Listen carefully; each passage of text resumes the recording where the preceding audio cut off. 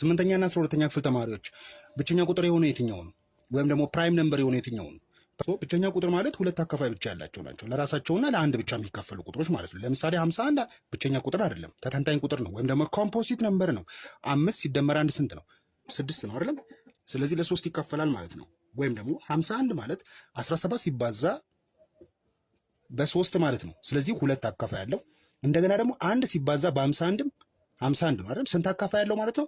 1 2 3 4 አካፋይ ያለው። ስለዚህ 51 ኮምፖዚት ነምበር ነው ወይም ደግሞ ተተንታኝ ቁጥር ነው ማለት ነው። 91ስ 9 ሲደመር 1 ስንት ነው? 10 ነው አይደል? ለ3 አይካፈልም፣ ግን ለ7 ይካፈላል። 91 ማለት 7 ሲባዛ በ13 ማለት ነው። 7 ሲባዛ በ13 ማለት ነው። እንደገና ደግሞ 1 ሲባዛ በ91 91 ነው። ስለዚህ ስንት አካፋይ ያለው? 1 2 3 4 ኮምፖዚት ነምበር ነው ወይም ደግሞ ተተንታኝ ቁጥር ነው ማለት ነው። 111ስ 1 ሲደመር 1 ሲደመር 1 ስንት ነው? 3 ነው አይደል? ለ3 ይካፈላል ማለት ነው። 111 3 ሲባዛ በ37 ነው። 3 ሲባዛ በ37 111 ነው።